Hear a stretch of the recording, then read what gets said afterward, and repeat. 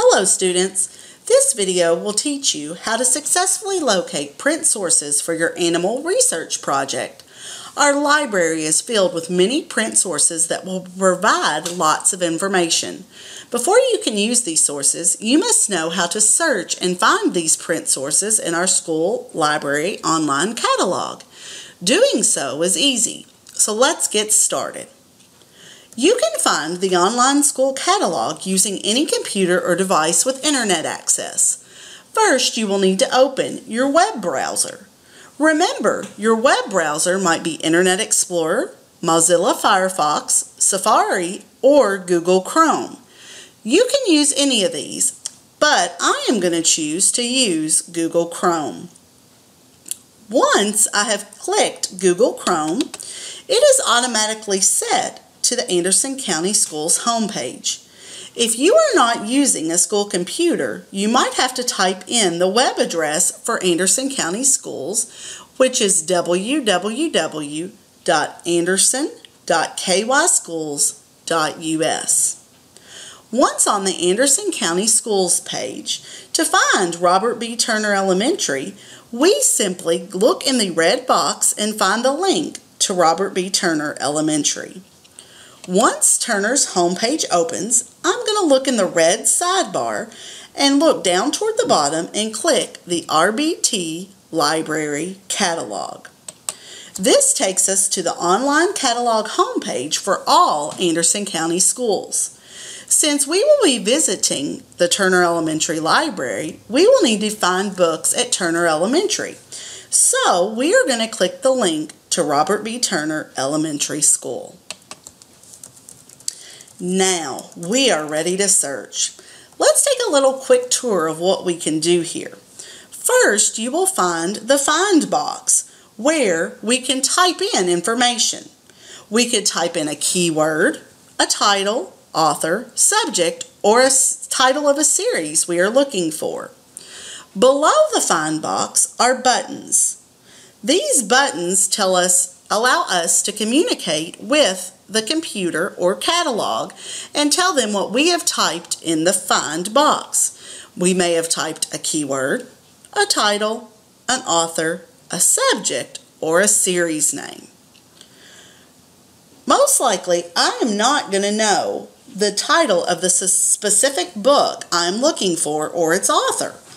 Also, I'm not sure if any of the books that I will need for my research are a series, so this leaves me with keyword or subject. A keyword search will give me any book that has the animal name in the title. A subject search will give me the title of books that have the animal's name that I type in the Find box as the subject. I want a book about a specific animal, so most likely I am going to choose subject search for this project. To help you better understand, let's try an example. I am going to pretend that my animal research is going to be about elephants. So I am going to type elephant in the Find box. And because I'm going to do a subject search, I'm going to click the subject button. When I do this, my search results will pop up. Let's look at our results. First of all, over here where it says titles, it tells me that I found 34 titles that have elephant as a subject. Each of my titles is represented in a box down below. Let's take a look at our first result. The title appears in bold print at the top. The little red book tells me that the title is a printed book. I also want to pay very close attention to the call number. This tells me where the book is located in the library.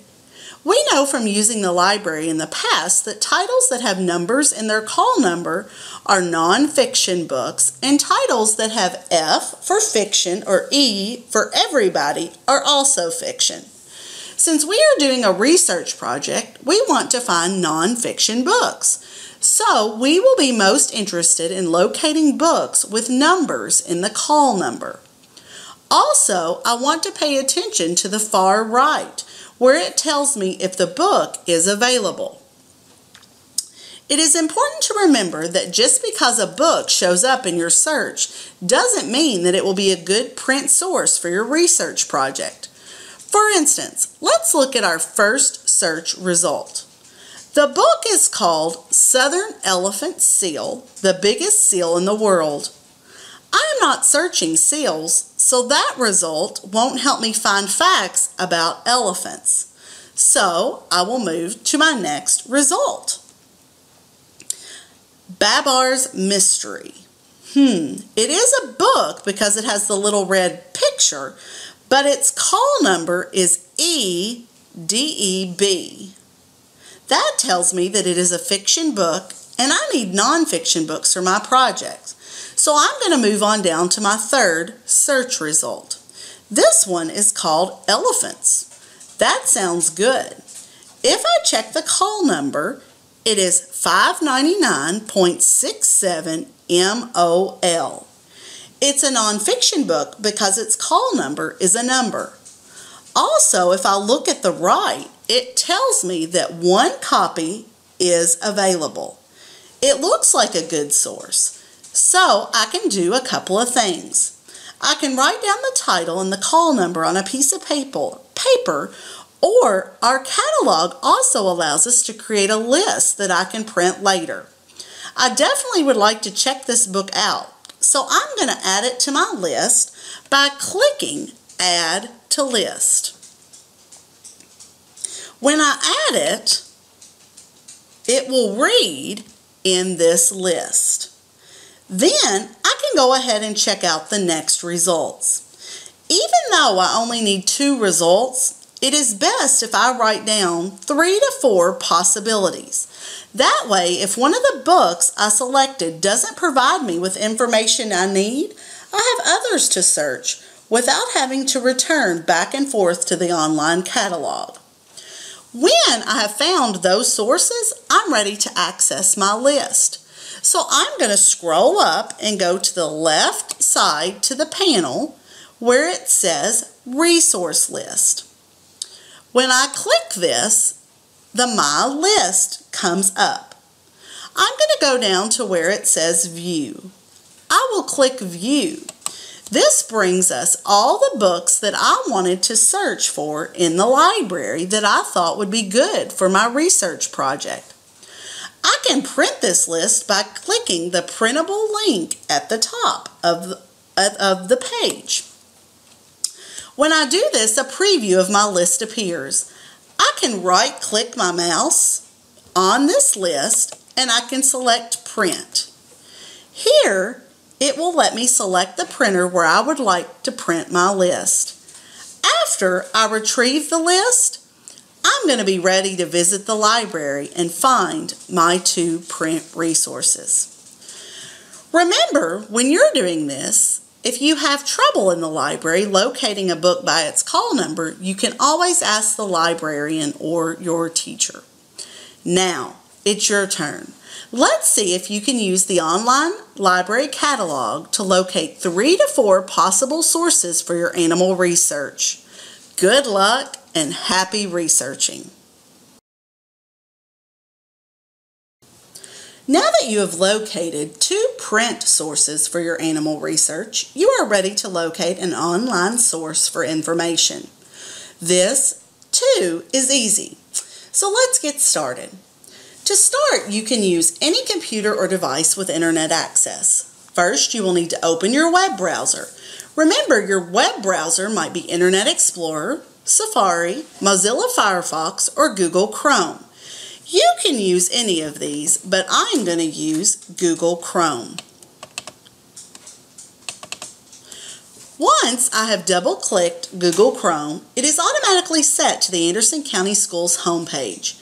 If you are not using a school computer, you might have to type in the web address for the Anderson County Schools, which is www.anderson.kyschools.us.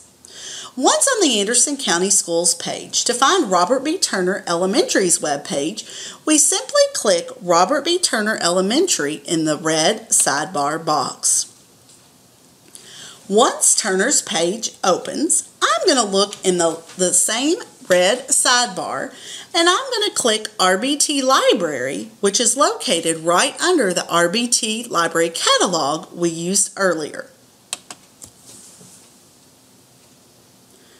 This page gives us lots of useful information about the library, but we are going to focus on the link provided on the right under Online Reference Links. There are lots of online search engines you can use to find online sources, but today we are going to use a kid-safe search engine called kidrex.org. To access this site, you can click the link provided on the library homepage, or you can type in www.kidrex.org into the address bar at the top of your browser. This will take us to KidRex and allow us to search for an online resource for the Animal Research Project. You will notice that there is a blue box located in the middle of the page. This is where you will type the name of your animal. Once the name is typed, you will click the green search button, and several online sources will appear in your browser. Let's use my example of elephant from before. To begin, I'm going to type elephant into the blue search box, and I am then going to click the green search button. When my list comes up, I notice that my search box is still at the top of the screen, and under it to the left, it tells me that my search resulted in 23,700,000 results. Wow, that's a lot. I will never get through all those results, so let's see if I can narrow down my search by typing in the specific type of elephant I'm researching. Let's say that I'm going to research the African elephant. I'm going to type African elephant in my search box and click search. Well, this time it's a little bit better. My search gave me 10,300,000 results. That's a little better. Good thing I only need one online source. When I look at my results, I see that each one has a picture beside it, and also beside it in blue is the title of the web page where the information is found. The blue titles are clickable. That means I can click on them and go directly to the site. Under each blue title, I find a short summary of what the page will tell me. Let's take a look at the first result. African elephant Wikipedia free encyclopedia. When I look at the summary, I notice that some of those words, genus, Loxodona, are pretty big. It might be hard for me to understand what I'm reading, so that might not be the best source for me. So I'm going to check out the next one. African elephants, African elephant pictures, African elephant facts. Let's look at the summary. It says, learn all you wanted to know about African elephants with pictures, videos, photos, facts, and news from National Geographic. Wow, the summary tells me I will learn all I need to know about African elephants. This might be a good online site to check out. So I'm going to click the blue link to go to the page. As I scroll down and look, it looks like this page has a lot of information. It has audio. It has fast facts, and I know for my animal research project I need to know the weight and the size and the lifespan of my animal, so it's got useful information. I think I could definitely use this one. So what I need to do is I need to bookmark this site. Bookmark is like when I bookmark in a book, I save my place. So I'm going to go up here to the top left and I'm going to click these three small lines. I'm going to then click bookmarks and then bookmark this page. The window will come up with the name of the site as the name of the bookmark, and I'm going to save it in the folder Other Bookmarks and click Done. So now I can go back to my page anytime that I want. So what I will do is then I will click up at the top right where it says Other Bookmarks, and if I scroll down to the very last one, it is the site where I wanted to bookmark about African elephants. Therefore, it is saved and I can go back to that link anytime I want to. Well, let's say that I'm not sure that the first result is the right page to use. I can definitely go back and look at other results. All I have to do is click the back arrow at the top left of my page. This will return me to my search page, and where I can see all of my results and choose another page to look at. Keep in mind you might have to look at several possible pages before finding one that has the information you need.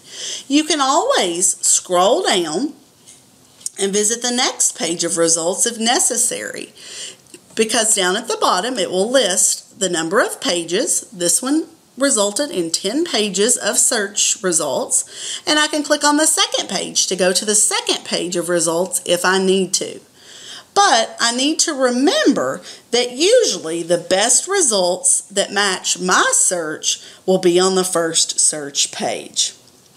Now that you know how to use KidRex and bookmark your online resource, you are ready to search for your own animal. Remember, your teacher and your librarian are here to help you. Be patient, good luck, and as always, happy researching.